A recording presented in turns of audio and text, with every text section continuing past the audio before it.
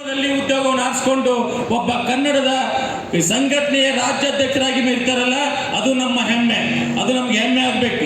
ಒಂದು ಘಟನೆ ಹೇಳ್ತೀನಿ, ಯಾಕಂತಂದ್ರೆ ನಾವು ಬೆಳಗಾವಿಯಲ್ಲಿರೋರು, ಬೆಳಗಾವಿಯಲ್ಲಿ ಇದ್ಕೊಂಡು ಅವರು ನಾವು ಸಂಬಂಧಿದ್ರು. ಅಧ್ಯಕ್ಷರು ನಾನು ಬರ್ತಾ ಇದ್ದೀನಿ, ಮಹಾಮೇಳವ ಅಂತ ಮಾಡ್ತಾರೆ ನಮ್ಮ ಬೆಳಗಾವಿಯಲ್ಲಿ. ಮಹಾಮೇಳವ ಅಂತ ಮಾಡ್ತಾರೆ ನಮ್ಮ ಅಧಿವೇಶನ ಸಂದರ್ಭದಲ್ಲಿ ಮಹಾಮೇಳವ ಅಂತ ಮಾಡ್ತಾರೆ. ಮಹಾಮೇಳವ ಮಾಡಿದಾಗ ಅಧ್ಯಕ್ಷ ನಾವು ಬರ್ತಾ ಇದ್ದೀವಿ, ಹಿಂಗ್ ಹೋಗ್ತಾ ಇದ್ದೀವಿ. ಹೆಂಗ್ ಹೋಗ್ತಾ ಇದೀವಿ ಅಂತಂದ್ರೆ ಆ ಲೇಲೆ ಮೈದಾನ, ಸರಿನಾ, ಲೇಲೆ ಮೈದಾನದಲ್ಲಿ ಕನ್ನಡಿಗರು ಯಾರು ಹೋಗಿರ್ಲಿಲ್ಲ ಅಷ್ಟು ವರ್ಷದಲ್ಲಿ. ಇವರು ನಮ್ಮ ಕೇಸರಿ ಟೋಪಿಗೆಗಳನ್ನ ಹಾಕೊಂಡು ಕೇಸರಿ ನಾಮ ಪಡ್ಕೊಂಡು ಅಲ್ಲಿ ನುಗ್ತಾರೆ. ಅಲ್ಲಿ ಬಸವರಾಜ್ ಪಡ್ಕೋಟೆ ನುಗ್ಗಿ ಎಲ್ಲ ರಕ್ತ ಆಗ್ತದೆ. ನಾನು ಹಾಸ್ಪಿಟ್ಲಿಗೆ ಅಲ್ಲಿ ಸಿವಿಲ್ ಆಸ್ಪತ್ರೆಗೆ ಬರೋದ್ರ ಮುಂಚೆ ಎಲ್ಲ ರಕ್ತ ಕಾಲಿಗೆ ಪೆಟ್ಟಾಗಿ ಕಾಣಿಸ್ತದೆ, ಕಾಲಿಗೆ ಕೈಗೆ ಬ್ಯಾಂಡೇಜ್ ಹಾಕೊಂಡಿದ್ರು. ಅಂತ ಜೀವದ ಹಂಗೂ ಇಲ್ಲ ಬಸವರಾಜ್ ಪಡ್ಕೋಟೆ. ಹೆಂಗಂತಂದ್ರೆ ಜೀವದ ಹಂಗೂ ತೆರೆದು ಆ ಹೋರಾಟವನ್ನ ಮಾಡುವಂತ ಛಾತಿ ಬಸವರಾಜ್ ಪಡ್ಕೋಟೆ ಅವರಲ್ಲಿದೆ. ಅದೇ ರೀತಿ ಎಳ್ಳೂರಿನಲ್ಲೂ ಕೂಡ ಅಂತಂದ್ರೆ ಅಲ್ಲಿ ನುಗ್ಗೋಕೆ ಹೋಗಿದ್ರು ಅವರು.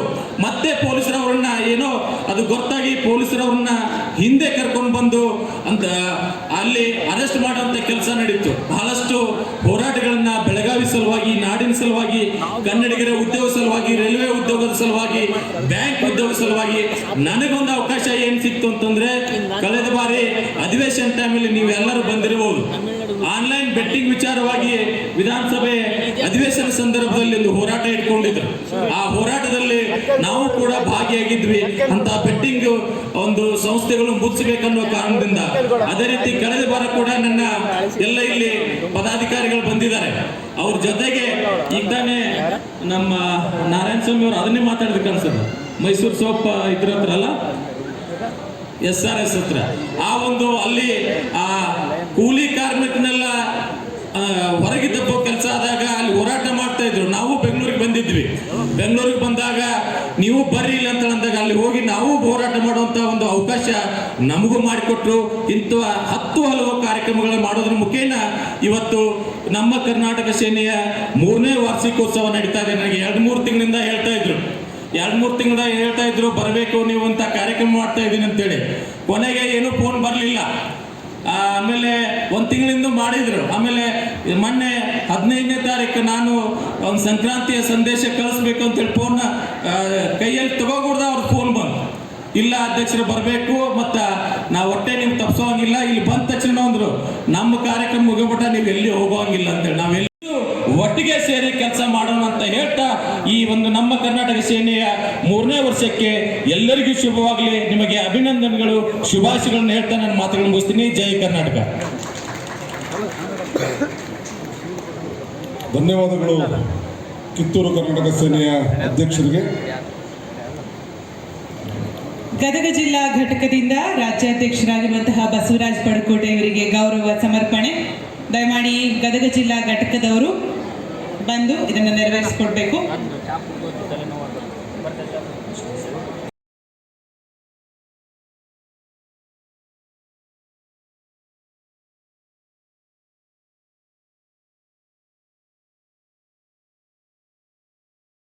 ದಯಮಾಡಿ ಹಿಂದೆ ಕುಳಿತಿರೋರು ಮುಂದ್ಗಡೆ ಸ್ಥಳಾವಕಾಶ ಇದೆ, ಬಂದು ಕೂತ್ಕೊಳ್ಳಿ. ಕಾರ್ಯಕ್ರಮ ಪ್ರಾರಂಭ ಆಗುತ್ತೆ, ಹಾಡುಗಳನ್ನು ಕೇಳೋಣ. ಹಿಂದೆ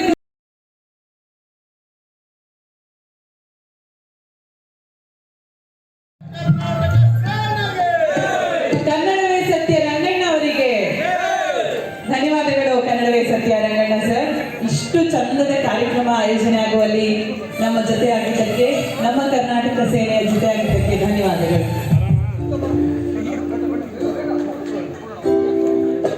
ದಯಮಾಡಿ ಕುಳಿತುಕೋಬೇಕು.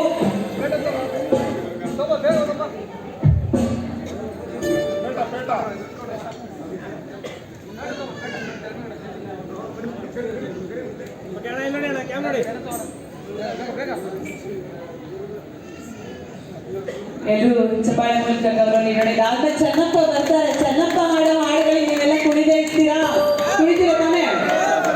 ಆಮೇಲೆ ಚೆನ್ನಪ್ಪ ಅವರು ಜೋಡಿಸಲಿಕ್ಕೆ 3 ವರ್ಷಕ್ಕೆ ಕಾಲಿಟ್ಟಿದ್ದೀವಿ. ಇವತ್ತು ಹುಟ್ಟಿದ ಹುಟ್ಟಿದಬ್ಬ 3ನೇ ವರ್ಷ ಹುಟ್ಟಿದಬ್ಬವನ್ನು ಆಚರಣೆ ಮಾಡ್ಕೊಂಡಿದ್ದೀವಿ. ಎಲ್ಲ ನಮ್ಮ ರಾಜ್ಯಪಾಲಗಳು, ಜಿಲ್ಲಾಧ್ಯಕ್ಷಗಳು, ಕಲ್ಯಾಣ ಕನ್ನಡ ಅಧ್ಯಕ್ಷಗಳು, ಉತ್ತರ ಕನ್ನಡ ಅಧ್ಯಕ್ಷಗಳು ಎಲ್ಲರೂ ಬೆಂಬಲ ನೀಡಿದ್ದಕ್ಕೆ ದೊಡ್ಡ ಕಾರ್ಯಕ್ರಮ ಆಗಿದೆ. ಎಲ್ಲ ಕಾರ್ಯಕರ್ತರು ನನ್ನ ಅವ್ರ ರಾಜ್ಯಾಧ್ಯಕ್ಷರು, ನಾನು ಕಾರ್ಯಕರ್ತ. ನಾನು ಇವತ್ತು ಕಾರ್ಯಕ್ರಮ ಯಶಸ್ವಿ ನನ್ನ ನಾಯಕರುಗಳು, ನಮ್ಮ ಕನ್ನಡ ಸೇನೆ ಎಲ್ಲ ನಾಯಕರು ಬಂದು ಯಶಸ್ವಿಯನ್ನು ಮಾಡಿದ್ದಾರೆ. ಅವ್ರಿಗೆಲ್ಲರೂ ಮೊದಲನಾಗಿ ಅಭಿನಂದನೆಗಳು. ಈ ಒಂದು ಕಾರ್ಯಕ್ರಮದಲ್ಲಿ ಪ್ರಶಸ್ತಿ 12 ಜನ ಪ್ರಶಸ್ತಿ ಕೊಟ್ಟಿದ್ದೀವಿ. ವಿಶೇಷ ಸನ್ಮಾನ 15 ಜನಕ್ಕೆ ಮಾಡಿದ್ದೀವಿ. ಮತ್ತು ಕನ್ನಡ ಸಾಹಿತ್ಯ ಪರಿಷತ್ತು ಯಾದಗಿರಿ ಜಿಲ್ಲೆ ಅವ್ರಿಗೆ 10 ಜನಕ್ಕೆ ಸನ್ಮಾನ ಮಾಡಿದ್ದೀವಿ. ಸಾಕಷ್ಟು ಜನ ಗಣ್ಯರು ಬಂದೋಗಿದ್ದಾರೆ ಈ ಕಾರ್ಯಕ್ರಮಕ್ಕೆ. N A Harish media chairman ಆಗಿರ್ಬೋದು, ಮಾಜಿ ಶಾಸಕರಂತ ರಾಜೇಗೌಡರು ಸಚಿವರು ಬಂದಿದ್ದರು, ಮತ್ತು ನಮ್ಮ ಅಶ್ವಥ್ ನಾರಾಯಣ ಶಾಸಕರು ಬಂದಿದ್ದರು. ಸಾಕಷ್ಟು ಜನ ತರುಣ್ ಸುಧೀರ್ ಆಗಿರ್ಬೋದು, ಮತ್ತು ನಮ್ಮ ಚಲನಚಿತ್ರದ ಜನ ಸಾಕಷ್ಟು ಬಂದಿದ್ದರು. ಒಳ್ಳೆಯ ಕಾರ್ಯಕ್ರಮ ಯಶಸ್ವಿಯಾಗಿದೆ. ಅವರಿಗೆಲ್ಲರಿಗೆ ಅಭಿನಂದನೆಗಳು. ನಮ್ಮ ಕಡೆ ಮುಂದಿನದಲ್ಲಿ ಹೋರಾಟಗಳು ಮುಂದಿನ ತಿಂಗಳಲ್ಲಿ ಹಮ್ಮಿಕೊಂತೀವಿ ನಾವು ಹೋರಾಟ. ಈ ಡ್ರಗ್ಸ್ ವಿಚಾರ ಆಗಿರ್ಬೋದು, ಆನ್ಲೈನ್ ಬೆಟ್ಟಿಂಗ್ ವಿಚಾರ ಆಗಿರ್ಬೋದು, ಮುಂದಿನ ತಿಂಗಳ ಸಭೆ ಕರೆದ್ಬಿಟ್ಟು ಚರ್ಚೆ ಮಾಡಿ ಮುಂದಿನ ಹೆಜ್ಜೆ ಕಾಲಿಡ್ತೀವಿ ಹೊಸ ವರ್ಷದಲ್ಲಿ. 3 ವರ್ಷದ ಸಾಧನೆಗಳು 3 ವರ್ಷ ಸಾಧನೆಗಳು ಸಾಕಷ್ಟು ಇದೆ, ಒಂದೆರಡಲ್ಲ, ಸಾಕಷ್ಟು ಮಾಡಿದ್ದೀವಿ. ಬೆಳಗಾವಿ ಅಧಿವೇಶನ ವಿಚಾರದಲ್ಲಿ ಆನ್ಲೈನ್ ಬೆಟ್ಟಿಂಗ್ ವಿರುದ್ಧ ಹೋರಾಟ ಮಾಡಿ ಬೆಳಗಾವಿ ಹೋಗಿದ್ದೀವಿ. ಮತ್ತು SBI ಬ್ಯಾಂಕಲ್ಲಿ ಕನ್ನಡದ ಮಕ್ಕಳು ಉದ್ಯೋಗ ಕೊಡಬೇಕಂತೇಳಿ ಮನವಿ ಕೊಟ್ಟಿದ್ದೀವಿ.